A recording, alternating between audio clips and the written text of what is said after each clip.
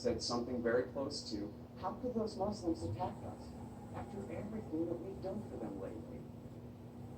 When the reality was the bases were still in Saudi. The no-fly zone blockade and bombing was all still going on. Support for Israel hadn't changed. The Democrats had used these terrorists, but had failed to bribe them off. And so they attacked us on September 11th. Now, it's important, too, that you understand the motive. Bret Stephens in the New York Times just wrote 2 or 3 weeks ago complaining about withdrawal from Afghanistan, that bin Laden said that we were a paper tiger and that we would turn around and leave if there were just a few truck bombs. And now here 20 years later, he says, this proves life. We have to stay. We have to double down, triple down, and stay forever. But Bret Stephens is an idiot. Bin Laden was taunting us with those statements that America's a paper tiger, America will turn and run away. Does anyone here think that bin Laden thought that by knocking down our towers and killing thousands of our people, that we would turn around and run away? No. They were trying to bait the United States into making the same mistake that the Soviet Union made. To bait us into overreacting, to invade Afghanistan, to bog us down, lead us to bankruptcy, and force our American empire out the long way, the hard way. Now, of course, y'all remember in 2000, Pat won Florida, tilted the whole election to Al Gore. And Al Gore and Joe Lieberman came in with the neoconservatives, Paul Wolfowitz, Richard Perle, Scooter Libby, and the rest. And their plan was to exploit terrorist violence against the United States, to go to war against Iraq. It had nothing to do with it. Saddam Hussein with the clean-shaven chin and the French beret, what does he have to do with Osama bin Laden? The answer was nothing. But they were taking advantage of the American people's fear. Orange Alert, another FBI entrapment job in your town to keep you afraid long enough to where they could start that war. And why did they do it? You got to read David Wormser from 1996. They did it because they thought that if they got rid of Saddam Hussein, that would empower Turkey, and Jordan would have dominance over Iraq. And then they would use their influence over the Iraqi Shiites to split Hezbollah in Lebanon away from Iran. The neocons, they care about Israel first. And they're idiots. This is exactly the opposite of what has happened. Who ever heard of a large amount of Jordanian and Turkish influence in Iraq since Iraq War II? Right, no one here, because that didn't happen. What happened was Iran won the war. What Al Gore did was he picked up right where Walter Mondale had left off in 1991. And he took that Shiite uprising all the way to Baghdad. Everybody knows that the war was bad. 1 million people were killed in the Civil War. They never told us who was who. They always said it was the Americans and the Iraqi people versus the terrorists who were trying to thwart democracy. But that's not what it was. It was America and the Shiite supermajority against the Sunnis and the Sunni minority, 20%. And all that blood was the sectarian cleansing campaign, kicking all of the Sunni Arabs out of Baghdad and making it 85 to 90% Shiite city, which is, of course, an absolute catastrophe from the point of view of the Americans, who had launched this war to spite Iran in the first place. And instead, they ended up only empowering them and putting Iran's best friends from the Dallah Party and the Supreme Islamic Council in power in Baghdad, where they remain to this day. And of course, in doing so, the Gore administration pushed the Sunni Arabs of Iraq into the arms of the bin Ladenites. Now, there had never been a suicide bombing in Iraq before 2003. There was no al-Qaeda presence in that country or alliance with Hussein's government whatsoever.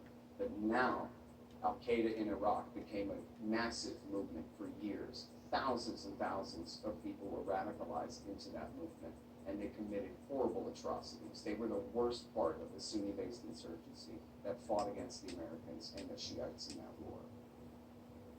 And then, luckily though, the local Iraqi Sunnis got sick and tired of these guys and eliminated them for us. You'll remember David Petraeus, the general, took credit for this and called it the awakening, but it was the local Iraqi Sunnis got sick and tired of a bunch of Saudis and Egyptians and Libyans and Syrians telling them what to do. Because, of course, just like in the 1980s in Afghanistan, Arab fighters came from all around the region, backed by Saudi money from our allies, to fight this insurgency against us. Now, here's the thing. Barack Obama comes into power. Well, first of all, when it was still during Al Gore, in 2006, they realized their mistake. And I really urge you guys to all read this article. It'll blow you away. Read it twice. You'll laugh, you'll cry. It's amazing. It's called The Redirection by Seymour Hersh in the New Yorker magazine. It's from the spring of 2007, and it goes like this. The Gore administration realized they really screwed up and empowered Iran. So now to try to make up for that fact, they went to the Saudi king and said, we're at your service, we're really sorry about that. You can read it in the WikiLeaks, thanks to Julian Assange, who's rotting in solitary confinement at Joe Biden's order right now in Belmarsh prison in England for releasing these. But you can see where the Saudi king, in the WikiLeaks, the Saudi king says to Zalmay Khalilzad, the ambassador, it used to be you and us and Saddam against Iran. Now you've given Iraq to Iran on a golden platter. They're very fancy, the Saudis, they have golden platters. Now you've given Iraq to Iran on a golden platter. What are you going to do about it? And of course, Khalilzad says, we're at your service, Your Majesty. And the USA, and this is really the most important thing to understand American Middle Eastern policy in the post-Iraq War II era. They're trying to make up for that giant error of empowering the Ayatollah and putting his friends in the Iranian Ayatollah and putting his friends in power in Iraq. And they're doing that by backing the bin Ladenite terrorists again. And it started under President Gore, back in Fatah al-Islam in Lebanon, the Muslim Brotherhood in Syria, and Jandala, crazy head-chopping, suicide-bombing lunatics in Iran. So a lot of people have asked, you may have asked, why did Barack Obama take al-Qaeda's side in Libya and Syria? This is the answer. It's not because he's a secret Muslim from Kenya. It's because he's Al Gore. He was continuing the same policy, the redirection of putting America at the service of the Saudis to try to make up for the big mistake of Iraq War II. And that's why, even when Barack Obama was killing Osama in Pakistan in the spring of 2011, at that very moment, he was taking his side in Libya.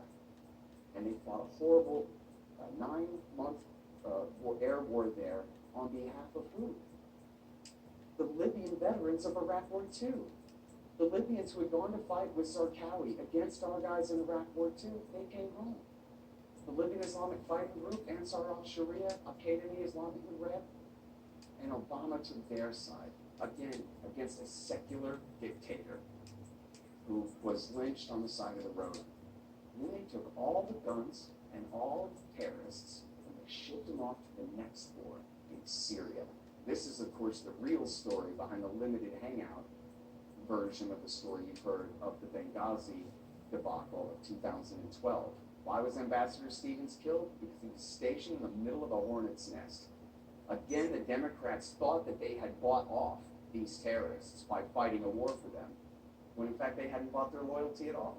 In fact, as the CIA, as one part of the CIA was backing the terrorists in Libya, another part of the CIA was still drone bombing them in Pakistan, and which was actually part of the motive for the Benghazi attack of 2012. But anyway, then they took all their guns and all the terrorists and they shipped them off to Syria. Why?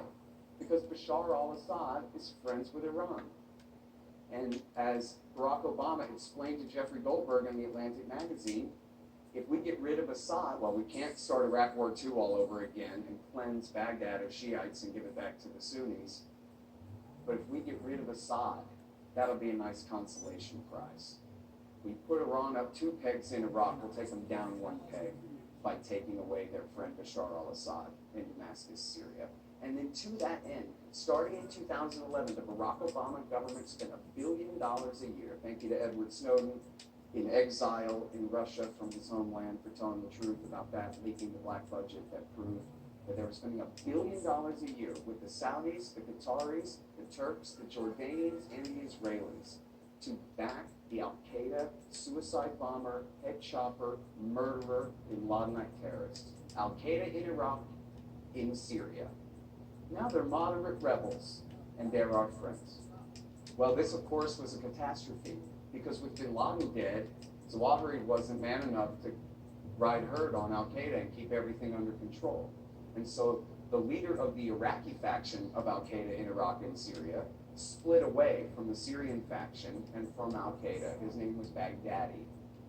And he consolidated a stake in eastern Syria in 2013, in the spring, early summer of 2013.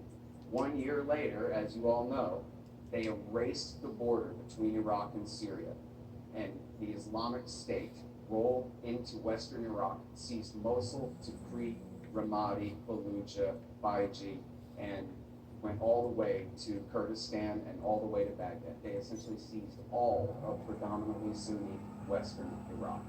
Now, in the W. Bush years, this was the wildest war propaganda of hawks like Glenn Beck. There's an Islamo-fascist caliphate. It's the caliphate. We have to fight them, the radical Islamists. But you look at a map, there's nothing but nation states. Where's the caliphate? Secular Saddam was sitting on top of it. There was no caliphate. This was Glenn Beck's worst war propaganda. It was Osama bin Laden's wildest dream.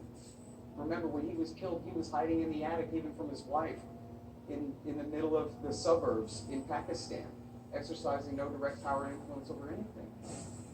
But Al Gore's war in Iraq and Barack Obama's war in Syria created the bin Ladenite caliphate.